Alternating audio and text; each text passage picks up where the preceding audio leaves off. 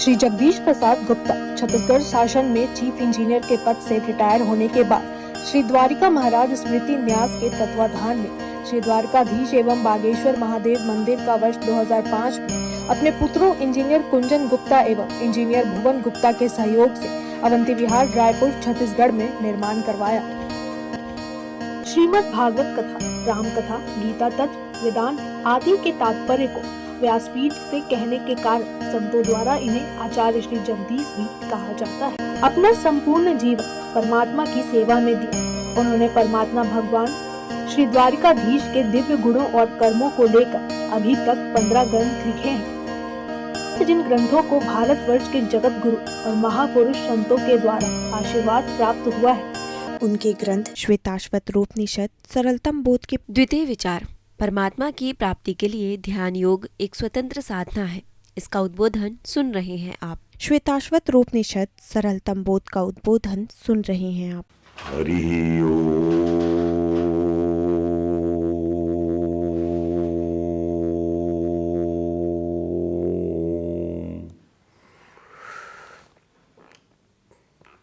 कृष्ण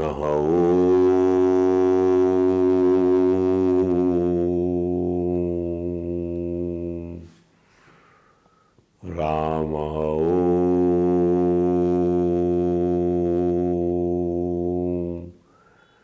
शिव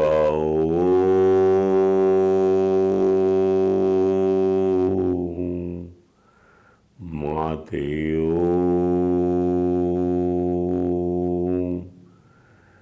पितृ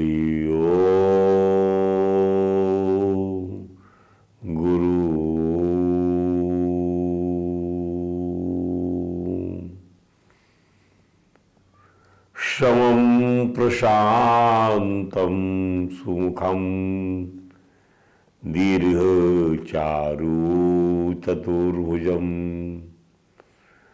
सुन्दरचारुग्रीवं सुकपोलं शुचिस्मितं समानकर्णविन्यस्तस्फुरन्मकराकृतकुण्डलम् हेमाम्बरं घनश्यामं श्रीवत्साङ्क श्रीनिकेतनं शङ्ख चक्र गदा पद्म वनमाला विभूषितं नूपुरै विलसित पादम कौस्तुभो प्रभयायुतं द्युमतो किरीटो कटको कटिसूत्रांगद्विवं सर्वांगमनोहरं हृदं कृपाप्रसादेशनं सुकुमारम् अभिध्यायेत सर्वांगेषु मनो दधतु वंशी विभूषित करान् नवनीरदाभात् पीताम्बरात् अरुणबिम्ब फलाधरोष्टात् पूर्णेन्दु सुंदर मुखात् अरविंद नेत्रात् कृष्णात् परम किमपि तत्त्वमहं न जाने तप्त कांचन गौरांगी राधे वृंदावनेश्वरी वृषभानुसुते देवी प्रणमामि हरिप्रिये। गुरुर्ब्रह्मा गुरुर्विष्णु गुरुदेवो महेश्वरः गुरुर्साक्षात् परं ब्रह्म तस्मै श्री गुरुवे नमः। हरे राम राम राम हरे हरे, हरे कृष्ण कृष्ण कृष्ण हरे हरे। बोलिए परात्परवर्ती लोकी नाथ भक्तवांछा कल्पतरु भक्त वत्सल कृपण वत्सल शरणागत वत्सल भगवान श्री द्वारकाधीश महाराज की जय। भगवान श्री बांके बिहारी लाल की जय। भगवान श्री रास बिहारी लाल की जय। भगवान श्री राधा दामोदर नाथ की जय। भगवान श्री राधा कृष्ण सरकार की जय। श्री सद्गुरु भगवान की जय। समस्त गुरु भगवान की जय। श्री चैतन्य महाप्रभु जी महाराज की जय। देवर्षि नारद जी महाराज की जय। भगवान श्री व्यास जी महाराज की जय। परम भागवत भगवान श्री सुखदेव जी महाराज की जय। जय श्री राधे, जय जय श्री श्याम। आइए श्वेता शतरूपनिषद सरलतम बोध के द्वितीय विचार में कि ध्यान योग परमात्मा की प्राप्ति का एक स्वतंत्र साधन है, उस पर हम अपनी बात कह रहे हैं। ये बात तो हमने स्पष्ट किया ही था कि जैसे ब्रह्मा सृष्टि बनाते हुए भी सनकादि बालकों के समान खेलते हुए भी ब्रह्मा सृष्टि बना रहे हैं, सनकादि बालकों के समान खेल रहे हैं, सुखादि समाधि में रहते हुए भी क्षण भर के लिए भी ब्रह्ममय वृत्ति का परित्याग नहीं करते। इसका अर्थ क्या है? इसका अर्थ ये है कि कर्तापन में कर्तापन का भाव नहीं है। अहंकृत अहंकार जन्य वृत्तियां का वहां टोटल अभाव है। जो क्रिया संपन्न हो रही है सो हो रही है, उसमें कर्तापन का कोई भाव नहीं है, भोक्तापन का कोई भाव नहीं। यही ब्रह्म वृत्ति है। इसी बात को वेदांत समझाता है। मनुष्य को ब्रह्मनिष्ठा में स्थित रहना चाहिए और एक क्षण के लिए भी प्रमाद को अवसर नहीं देना चाहिए, ये भी समझाता है। निवेश अर्धम न तिष्ठन्ति वृत्ति ब्रह्ममयी बिना। ब्रह्ममयी वृत्ति के बिना एक निमिष अर्ध निमिष भी आप स्थित ना रहिए ब्रह्ममयी वृत्ति के बिना।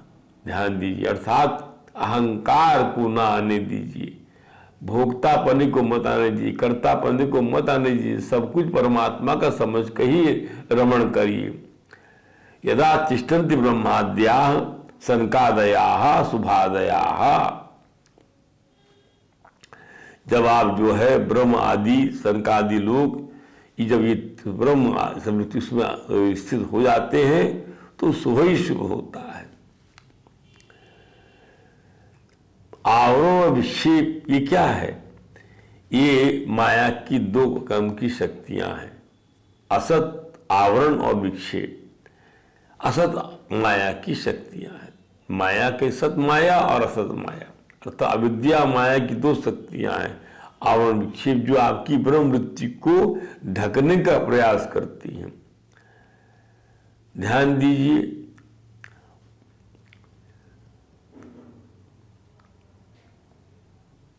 बुद्धियों के द्वारा, बुद्धि वृत्ति के द्वारा जो गुण वृत्ति, जो गुणों को दान करती है बुद्धि वृत्ति, उससे आत्मा का आवरण हो जाता है, स्वरूप का बोध नष्ट हो जाता है जी। अब आवरण को अब ज्ञान से नष्ट होता है। आवरण को नष्ट करना तो ज्ञान की आवश्यकता है। काहे का आवरण? काहे का आवरण?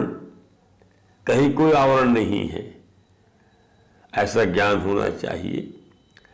और वही विक्षेप को ध्यान योग नष्ट कर देता है। विक्षेप एकाग्रता चाहिए, चित्त का एकाग्र होना चाहिए। तो स्वरूप ज्ञान से आवरण तो स्वतः निवृत्त हो जाता है। दो चीजें हैं, परंतु विक्षेप केवल बाधित होता है, नष्ट नहीं होता। जब तक शरीर रहेगा तब तक विक्षेप रहेगा। रोज नाना प्रकार की तरंगे उठती रहेंगी। क्यों? कि चित्त और गुणों का संबंध ही इस प्रकार से बनाया हुआ। ये बहुत बड़ा प्रश्न है, बहुत बड़ा प्रश्न है। इसको आप समझ लीजिए अच्छे से यही इसी को लेकर ही प्रश्न खड़े किए गए, बहुत सारे इस प्रश्न को खड़ा किया गया है। पहला प्रश्न तो खड़ा किया है भगवान कपिल की माता जी देवहूति ने खड़ा कर दिया भगवान कपिल से कि हे ब्राह्मण,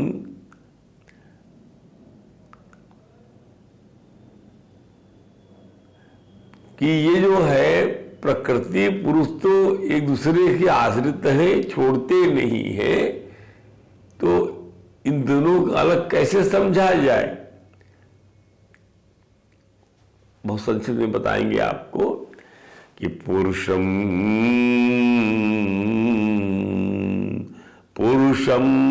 प्रकृतिर ब्रह्मन ना विमुच्यते करहि चेता।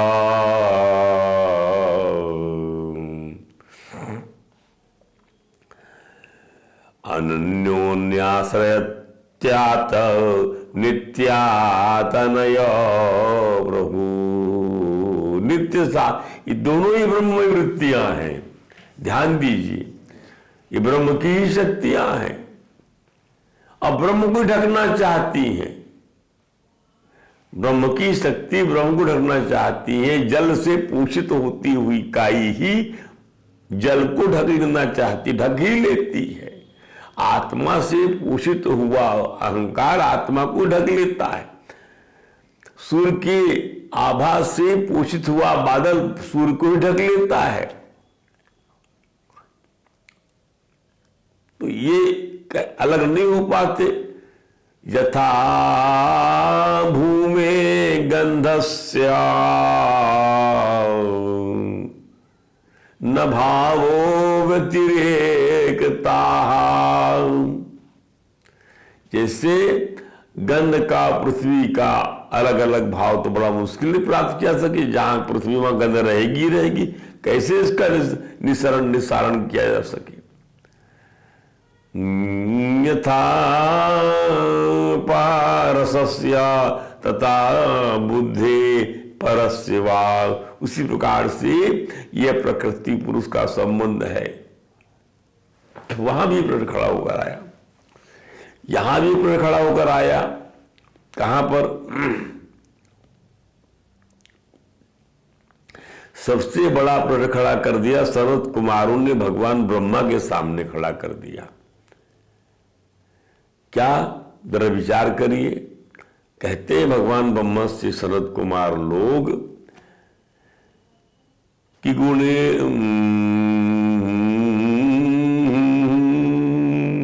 गुणेषु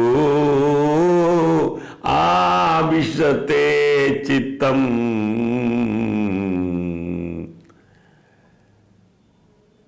गुणाचेदसे प्रभु कथम अन्योन संत्याय।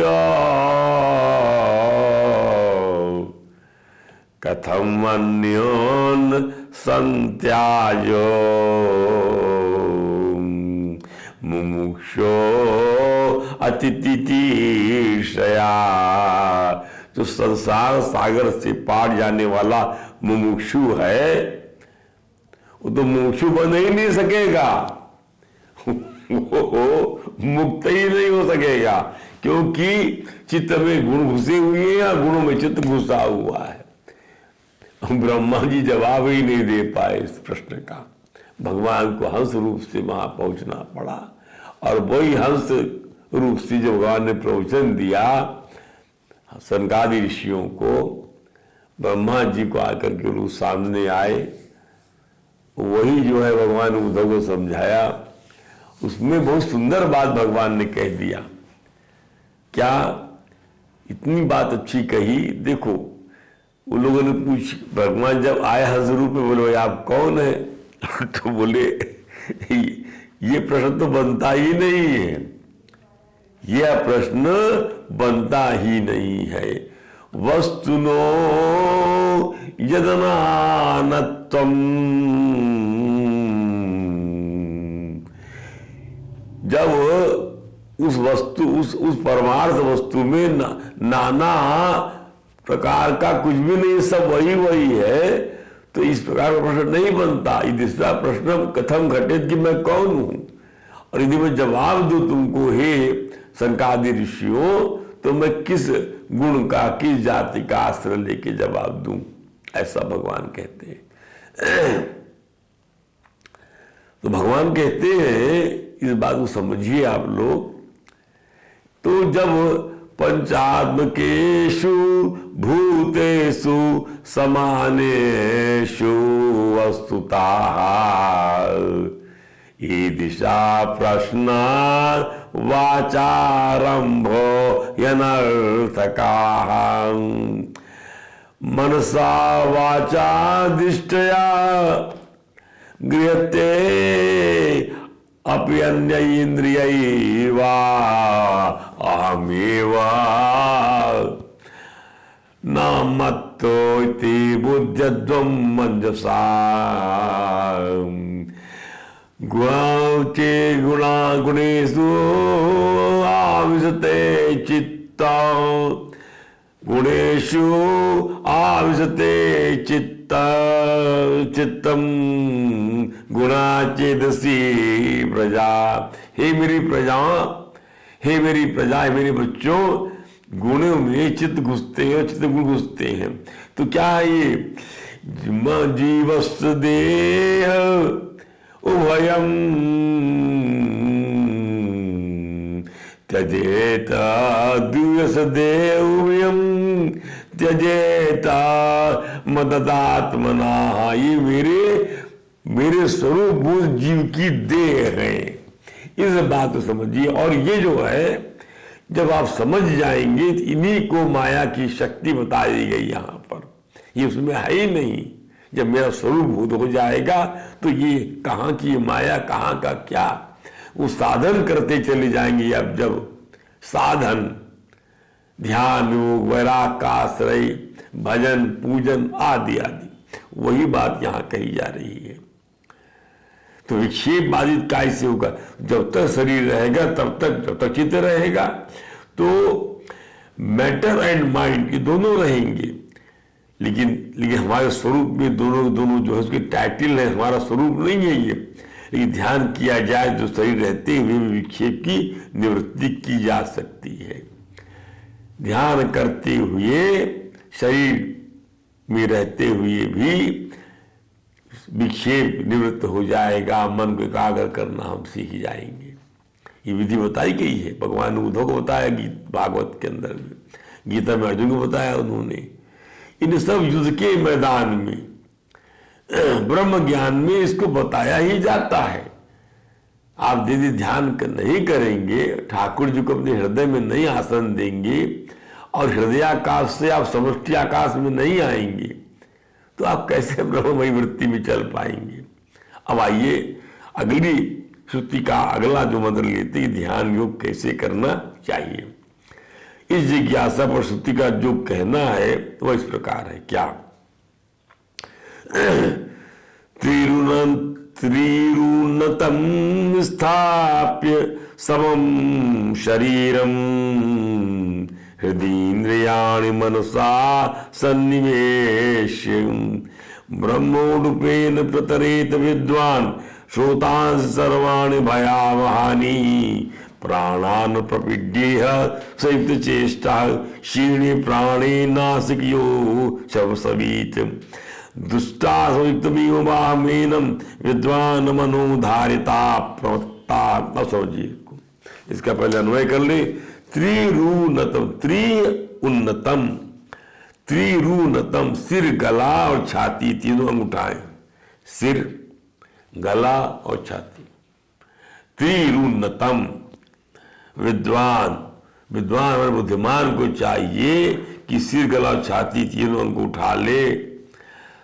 स्थाप्य समम शरीरम, शरीर को सीधा और स्थिर करके, तथा इंद्रियाणि मनसा, समस्त इंद्रियों को मन के द्वारा, कई दफा कई फैकल्टी में बात, इंद्रियाणि मनसा सन्निवेश्य, समस्त इंद्रियों की मन के द्वारा हृदय में निरुद्ध करके बाहर खींच के लाइए और उसको अंदर तरफ झांकना सिखलाइए। ब्रह्मोरूपेण कार रूप नौका द्वारा, ब्रह्म यानी ब्रह्मोरूपेण ओंकार रूप नौका द्वारा, ध्यान दीजिए, ब्रह्मोरूपेण, रूप माने नौका, प्रतरेत विद्वान, सर्वाणि भयावहानि स्रोतांस प्रतरेत, संपूर्ण भयंकर स्रोतों को पार कर जाए, हृदय में करके ओंकार रूप नौका द्वारा संपूर्ण भयंकर स्रोतों को पार कर जाइए। साथ ही विद्वान ही बुद्धिमान साधक को यह भी चाहिए कि उक्त योग साधना में संयुक्त चेष्टा प्राणायाम प्रपीड्य, आहार विहार आदि समस्त चेष्टाओं को यथा योग्य करते हुए विधिवत प्राणायाम करके, संयुक्त चेष्टा प्राणायाम प्रपीड्य, प्राण के सूक्ष्म हो जाने पर नासिका छिद्रों से बाहर निकाल दे, प्राणे चीणे नासिकया उच्चस्थित, प्राणायाम करके दुष्टासुयुक्तम वाहमीवस, इसके बाद दुष्ट घोड़ों से युक्त रथ को जिस प्रकार सारथी सावधानी पूर्वक गंतव्य मार्ग पर ले जाते, उसी प्रकार एनम मन अप्रमत्ता था, इस मन को सावधान होकर धारण करे।